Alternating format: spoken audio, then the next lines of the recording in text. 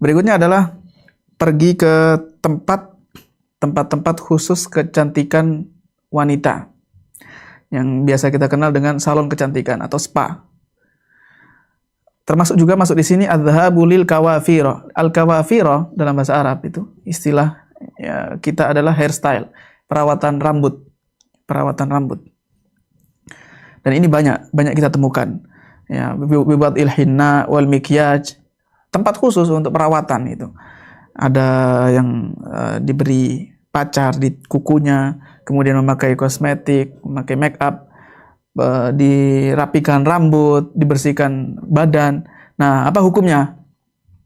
Datang ke tempat-tempat seperti ini, ke tempat spa atau salon kecantikan, apa hukumnya? Para fuqaha kontemporer mereka berselisih pendapat menjadi 3 hal. Yang pertama, dilarang. Al-man'u, tidak diperbolehkan. Ini fatwa Lajnah Daimah dan Syekh Muhammad Ibnu Utsaimin dan ulama yang lain. Alasannya, karena ini menimbulkan fitnah dan menampakkan perhiasan di luar rumahnya. Karena ketika dia pergi, berarti menampakkan perhiasan, menimbulkan fitnah. Yang kedua, karena bisa dilakukan di rumahnya, jadi nggak perlu pergi. Berarti menurut pendapat yang pertama ini, kalau dilakukan di rumah, tidak masalah.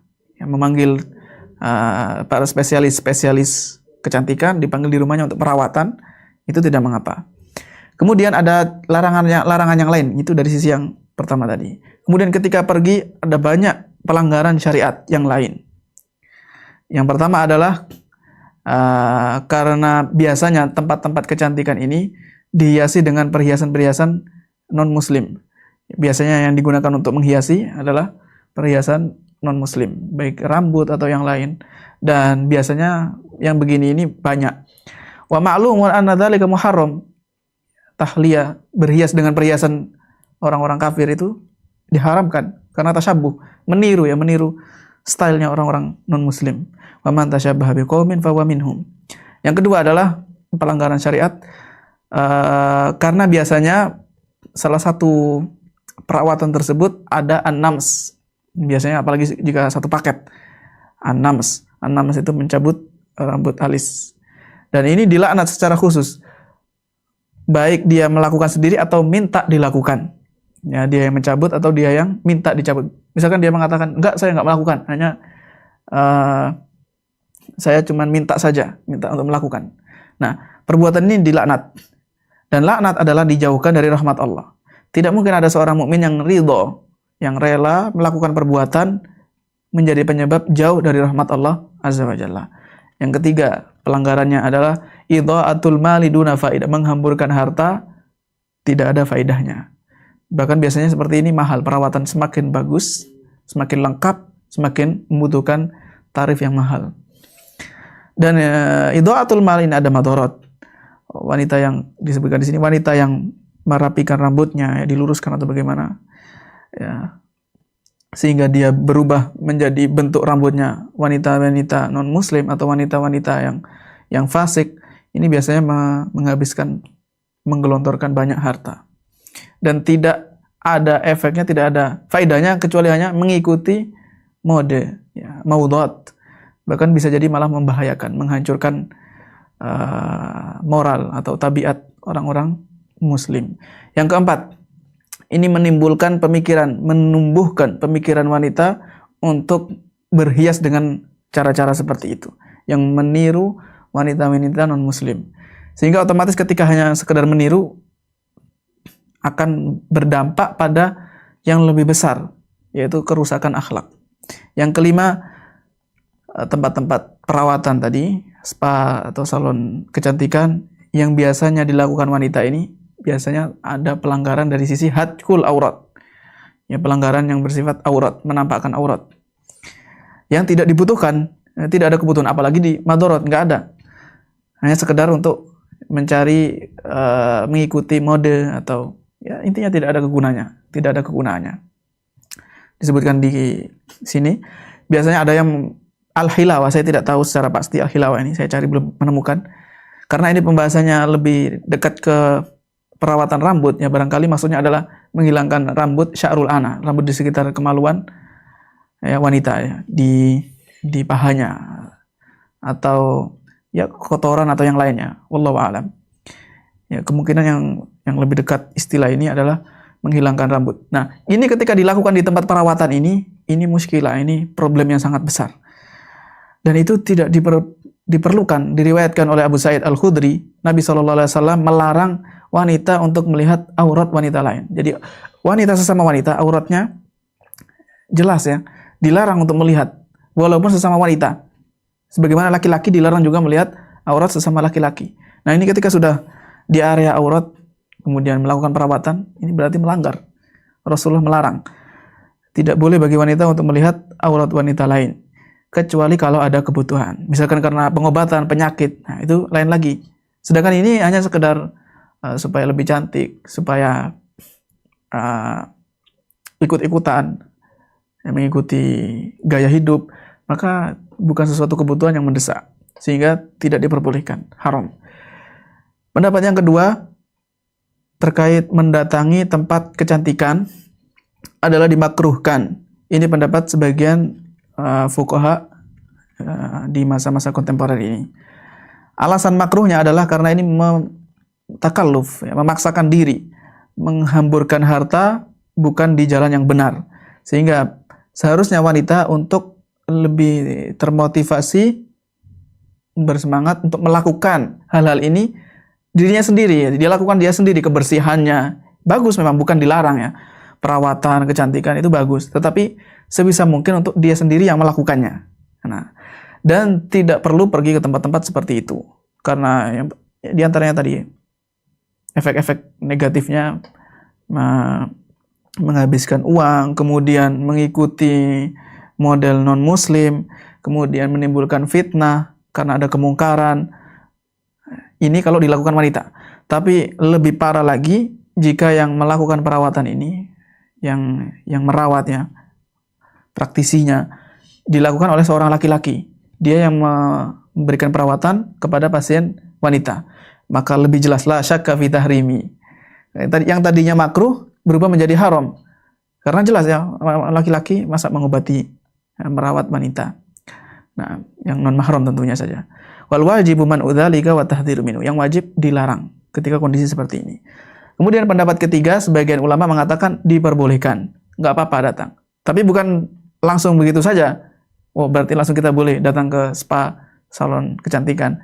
Tetap ada aturan-aturannya dengan syarat dia memperhatikan beberapa aturan berikut. Yang pertama, dengan izin suaminya, wanita tadi keluar ke tempat perawatan dengan izin suaminya, atau wali amriha. Kalau belum memiliki suami, belum menikah, berarti ke waliul amriha, orang tuanya, ya, misalkan ayahnya atau keluarganya yang menanggung, yang menjadi walinya dia. Kalau tidak diizinkan, maka tidak boleh pergi. Yang kedua adalah tidak memberatkan suaminya atau orang yang menanggung dia dalam masalah harta, terutama jika membebani beban yang di luar kapasitas, di luar kemampuannya. Suaminya misalkan gajinya kecil, ya, istrinya rajin ke tempat-tempat kecantikan, dan ini memberatkan, maka tidak diperbolehkan. Yang ketiga, tidak menimbulkan fitnah ketika pergi. Tidak menimbulkan fitnah, misalkan tuduhan atau macam-macam ya, atau bisa menyebabkan orang lain hasad dan seterusnya, menimbulkan fitnah. Intinya sesuatu yang tidak diinginkan ketika dia pergi, ini tidak terwujud. Itu syarat yang ketiga. Yang keempat, tidak menimbulkan fitnah secara umum hasil dari melakukan perawatan tersebut. Yang kelima, tempat yang didatangi harus aman, steril, ya, harus terkondisikan. Bagaimana maksudnya? Dipastikan tidak ada orang lain, orang asing yang masuk ke tempat tersebut. Ya, tidak ada orang yang masuk ke tempat tersebut. Jadi aman, private. Juga tidak ada at-taswirul khafi, dipastikan tidak ada kamera tersembunyi. Nah, ini syarat yang kelima.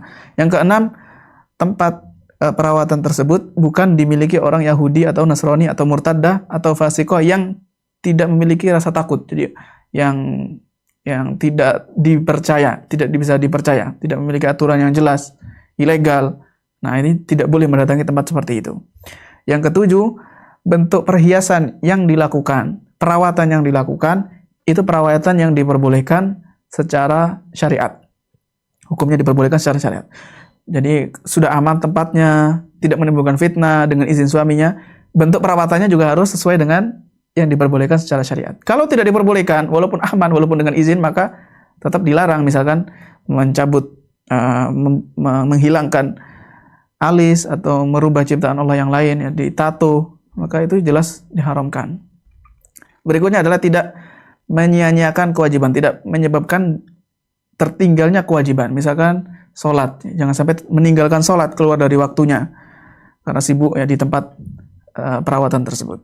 Yang kesembilan, tidak keluar rumah muta'attiran, memakai wangian, parfum yang menimbulkan fitnah. Atau ketika kembali juga, ketika pulang, jangan sampai menghasilkan wangian yang bisa dicium aromanya oleh orang yang tidak seharusnya, ya, non mahram. Kemudian baik pergi maupun pulang jangan sampai mutazayyina, menampakkan perhiasan. Yang ke-10, ketika pergi di tempat ditemani oleh teman yang dapat dipercaya. Jadi nggak boleh pergi sendiri, terutama ketika safar, ya, jauh ke tempat yang jauh, jangan pergi sendiri. Yang ke-11, tidak menampakkan auratnya walaupun sesama wanita. Ya, untuk non ya al-ajnabiyah. Karena aurat ini terbagi, ya, ada aurat untuk suami, maka seluruh badannya tidak ada aurat. Untuk mahramnya, kemudian untuk orang lain, aurat wanita, macam-macam itu dibahas di kitab-kitab fikih. Kecuali yang biasa nampak bagi wanita, ya, leher, misalkan lengan, kemudian betis, misalkan kaki, itu tidak mengapa. Tapi kalau sudah di luar itu, ya, sudah menampakkan aurat, maka dilarang.